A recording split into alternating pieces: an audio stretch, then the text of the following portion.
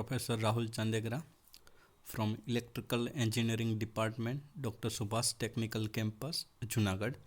We studied in previous lecture the introduction of signal and system, but in this video lecture we are going to study basics of signal and system, that little bit more concept about the signal and system. So let's start. Before start our video lecture, some information about the textbook and material. The textbook is Signal Processing and Linear System by author B.P. Lathi from CRC Press, and another best book is N.G. Palan. Signal and N.G. Palan is the author, and the Signal and System. The other book is also mentioned here from the author Richard and Prokis. They also a good book for reference book, and this book are also available in our library, and I have handwritten material I will provide you later on. So we start the lecture. The signal and system. We already studied what is system. There is one input for a system, and after some process it will give output. That's called system. So in our system, the input is processed in many ways. It's attenuate amplitude. It means a low signal function, like our speech. Whatever I am telling you is a signal, but after process the speaker will magnify the voice and give louder voice to us. This called the whole system. So linear time invariant system. In last lecture we studied what is linear time invariant. So we are going to use that type of system in our subject, linear time invariant system. We will introduce the properties type of signal again in this lecture, so we can get more knowledge about it. So the content of signal and system.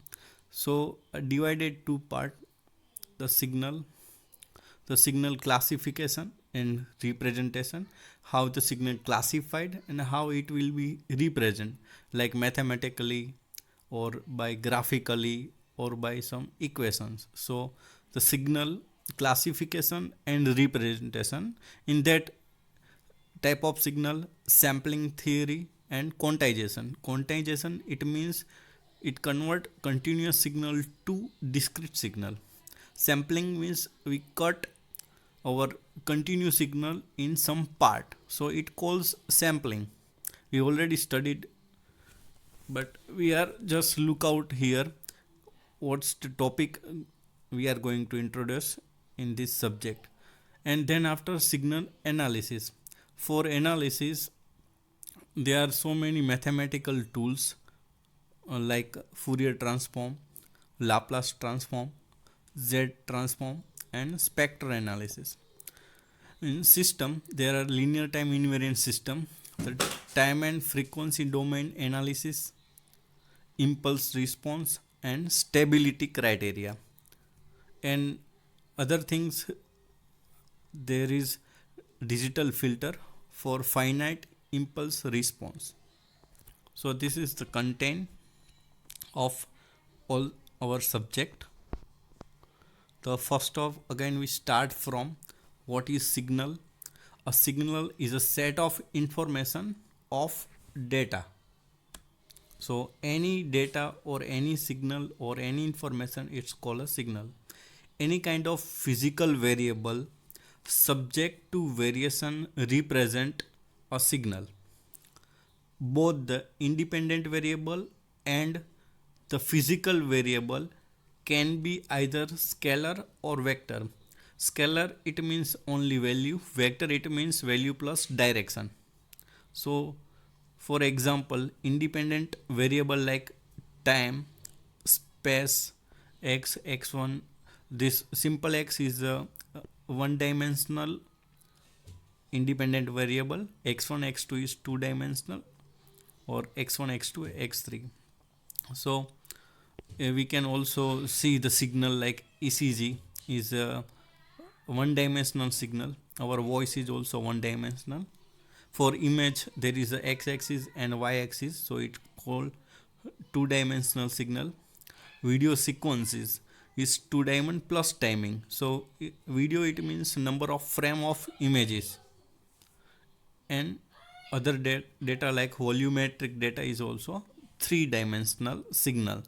So this is the example of one dimensional, two dimensional and three dimensional data. Signals as a function. So in that, continuous function of real independent variable. So function is only uh, independent variable. So in one dimensional, the function f equal to function of x. So only one dimensional x is the variable. So f is called our function. In two dimensional, f equal to f of x, y. So x and y is two variables. In real world, audio, ECG and image are the example of continuous function of real independent variable. Real value function of discrete variable. So in that, one dimensional f equal to f of k. K is the again discrete variable. So k is the a number, a value 0, 1, 2, 3, 4, any number. For two dimensional function f equal to function of I and j. So whatever the value of I and j, we can draw a 2D signal. It's called a sample signal because it is a discrete variable. So discrete function of discrete variable. So whenever the function of discrete variable is also a discrete function, then one dimensional discrete function equal to discrete function of k. For two dimensional, discrete function equal to discrete function of I and j.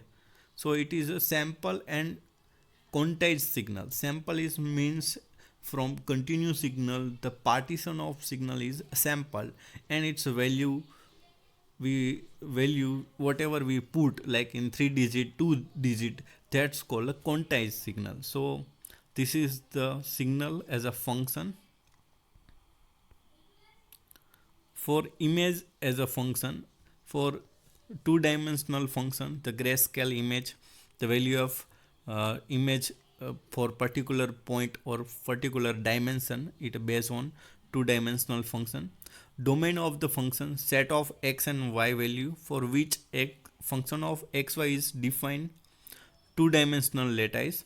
For I and j, defining the pixel location. If we for take example, our cell phone screen, from left side top is a origin 0, 0, then the downward right side is a maximum value of x and y. So it is the grayscale or just two dimensional screen example. For digital image can be seen as function defined over a discrete domain. So for two dimensional ij, the number of rows, and we call row as a I and j as a column of the matrix corresponding to the image.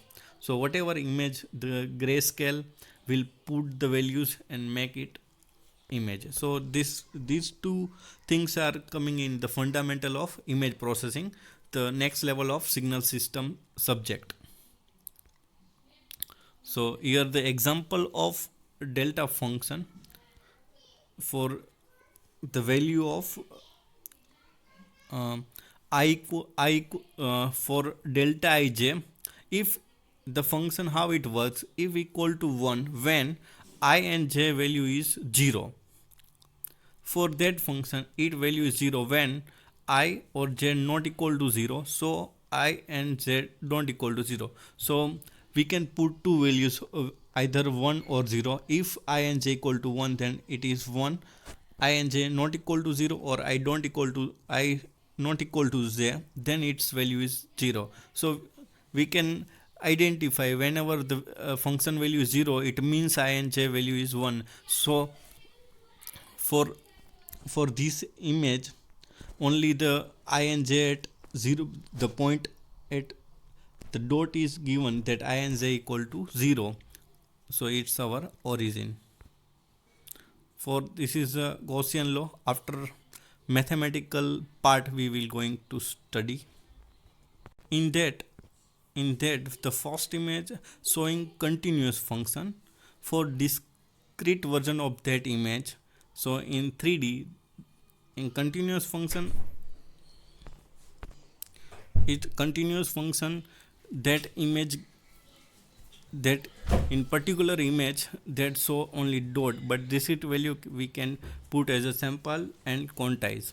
We can understand after we studied the Gaussian law. Now what is system? System process signal whatever given as an input. It's extract the information, enable transmission over channel with limited capacity like JPEG, MPEG coding.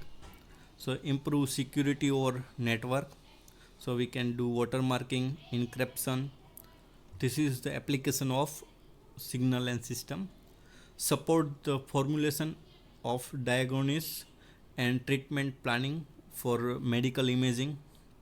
So in figure, the input is given to the system and the output will collect from the system, and some of part of output is given to again system for take decision in the process. So it's a closed loop.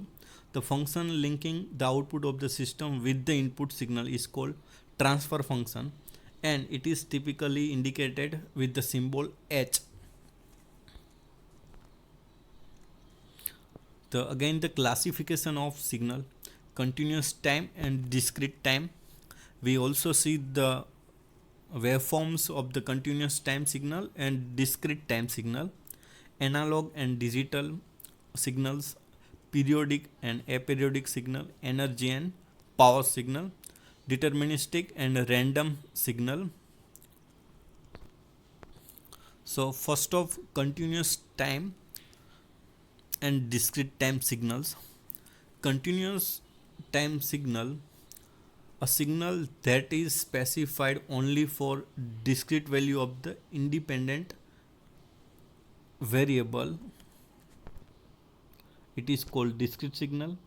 And signal that is specified for every real value of the independent variable, it calls continuous time signal. So in discrete time signal, the specified value for discrete value. For continuous signal, it is every specified value for every real value of the independent variable. So it is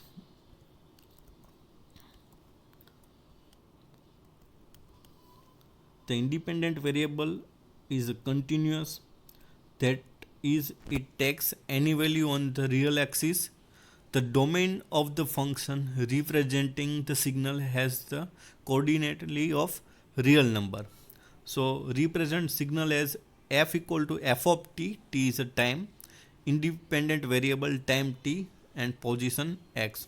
For continuous time signal, t belongs to all the values. So here we can see the signal time and amplitude. The signal is continuous. For discrete time signal, a signal that is specified only for discrete value of the independent variable. So here we can see the difference between continuous time signal in figure and this discrete time signal. It is usually generated by sampling, by cutting the continuous signal. So it will only have value at equal space interval along the time axis. So the between two points or two value, it is the same difference for all the values. The domain of the function representing the signal has the coordinately of integer number. Signal f equal to f of n for discrete time. It also called sequence. In time f of t, t means continuous time, and here f of n, n means number. So independent variable is n. For discrete time function, t belongs to z. For integer numbers, z means integer number. For axis is already continuous, but the amplitude value is discrete, so it's called discrete time signal. Now the next topic is analog and digital signal. First, the analog signal was amplitude can take on any value in a continuous range. The amplitude of the function f of t or f of x has the coordinately of real number.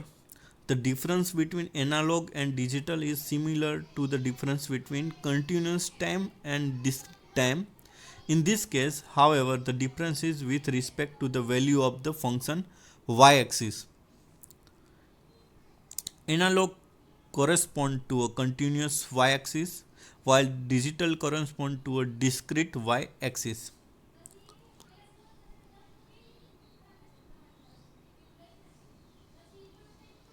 Analog signal can be both continuous time and discrete time.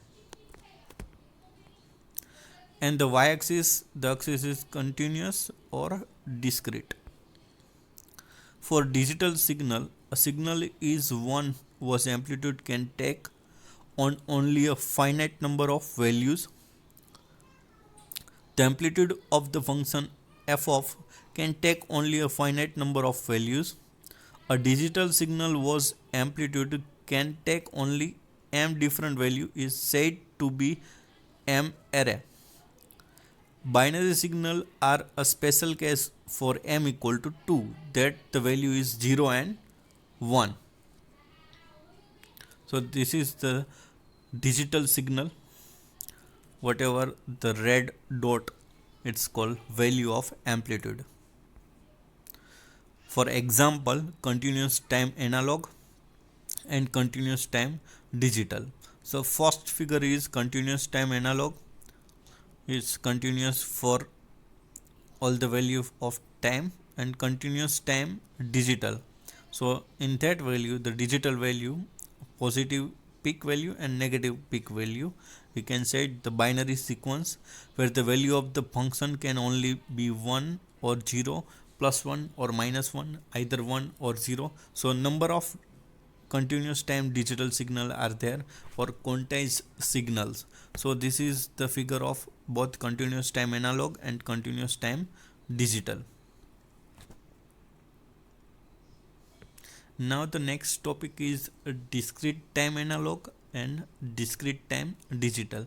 So just put your mind for these two figures. This is the continuous time analog and continuous time digital. The next slide will be discrete time analog and discrete time digital. So we can check what is the difference between these two, and next slide two figures. So this is the discrete time analog. In that, the particular dot is the value, other are not. It make from the continuous to discrete. The first figure is discrete time analog and the second figure is discrete time digital. So binary sequence where the value of the function can only be 1 or 0. So analog continuous and digital continuous, likewise discrete analog and discrete digital. Summary: signal amplitude, time or space, then real number, integer. For real analog continuous time and digital continuous time. For integer, the first say the signal amplitude, time or space, it is a real and integer. So for real, analog continuous time and digital continuous time. For integer value, it is a analog discrete time and digital discrete time. Now we are going to study a periodic and aperiodic signal. A periodic, a signal f of t is periodic if there is existence a positive constant t0 such that f of t plus t0 equal to f of t. After t0 delay or after t0 time, again the function is repeat, so it's called periodic signal. The smallest value of t0 which satisfies such relation is said the period of the function f of t. So t0 is our period of signal. A periodic signal remains unchanged when time shifted or of integer multiples of the period. Therefore, by definition, it start at minus infinity and last over forever. So minus infinity to plus infinity, t belongs to for all times. For integer, minus infinity and to plus n belongs to z, it means integer. Periodic signals can be generated by periodical extension. We also see the figure of periodic signal and aperiodic signal. So this is the example, periodic signal with period t0. So after t0 time duration, it signal will repeat. So the first figure is periodic signal with period t0, and the second figure is aperiodic signal. It's also called a random signal. Not uh, it will not come after some delay the same signal, so it's called a periodic signal or a random signal. Now the next thing we are going to study is causal and non-causal signal. The causal signal are signal that are zero for all negative time. So the first figure, it start from positive, while the anti-causal are signal that are zero for all positive time. Non-causal signal are signal that have non-zero value in both positive and negative time. So this is the signal. Also we have causal and non-causal system, but this is the causal and non-causal signals. So for mathematically expression, the causal signal f of t equal to 0 for t less than 0, for it means before origin, for negative part all the values are 0. For anti-causal, f of t equal to 0 for t equal or greater than 0. So the second figure. Non-causal signal, for all the t value less than 0 is f of t1 equal to 0.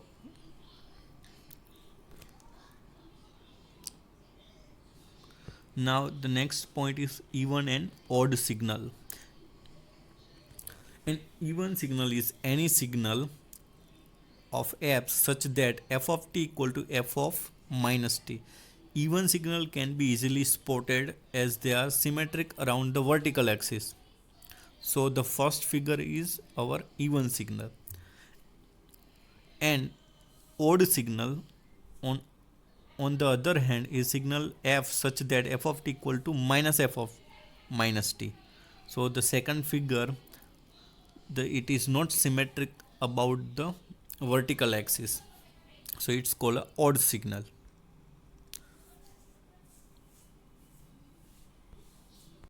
So any signal can be written as combination of an even and odd signal or even and odd component. So decomposition in even and odd component. So f of even t equal to 1 of t, f of t plus f of minus t, it's a even component. For f of odd t equal to 1 upon 2 ft minus f of minus c is odd component. So any signal can be written as a combination of an even and odd signal. For proof, we summarize the even signal and odd signal. So the first, the positive half, it will make even positive and odd positive to make square. For negative, it will in positive side it will be add, so it will become a square. For negative side, both are opposite for on x axis, so it will be subscribe. So our signal will become, and we can say that any signal can be represented as a even and odd signal and its component. So the sum properties of even and odd function: if even function multiply with odd function, it will become odd function. For odd function multiply with odd function, it become even function. Even function multiply with even function, that become even function.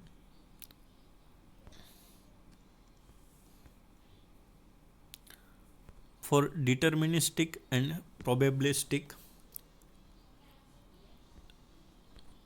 it is a deterministic and a random, we can say random signal. Deterministic signal, a signal whose physical description is known completely. For a random signal, the amplitude value cannot be predicted or precisely, but are known only in term of probably description. A determinate signal is a signal in which each value of the signal is fixed and can be determined by a mathematical expression, rule, or table. Because of this feature, value of the signal can be calculated from past value with complete confidence. The feature value of random signal cannot be accurately or predictable and can usually only be guessed based on the average offset of signal. The size of signal. Size indicate largeness or strength of the signal. We will use the mathematical concept of the norm to quantify this notion for both continuous time and discrete time signal. The energy is represented by the area under the curve of the square signal. It is called energy. Now let's see the useful operation on signal: shifting, scaling, and inversion. In shifting, consider a signal f of t, the first signal, and the same signal delay or and t captured by t second. So first signal is f of t. When ft plus capital T, it is shifted by capital T for shifted to left side. If t minus capital T, then the original signal is delayed by capital T. So it is called shifting operation of signal. Now the scaling operation of signal. The time scaling, compression or expansion of a signal in time. The first signal is f of t is our original signal. f2 f of 2t, it means a compression. The original signal is compressed. And f t by 2, it means a signal is expand, and expansion equal to f t by 2. So this is the previous one is the shifting, this calls time scaling, and the last one is inversion.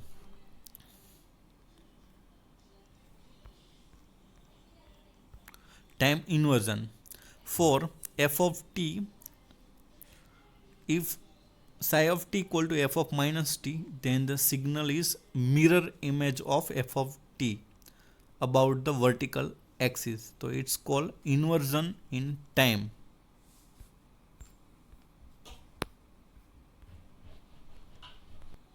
Now let's see the useful signal operation of shifting, scaling, and inversion in the combination form.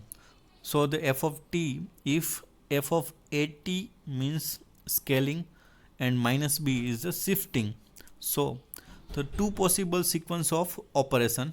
The first, time shift f of t by to obtain f t minus b. Now time scale the shifted signal f t minus b by A to obtain f at t minus b. For tan scale f of t by A to obtain f at t, now the tan shift f at t by b by A to obtain f at t minus b.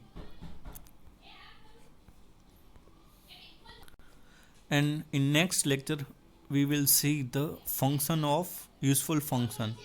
So thank you.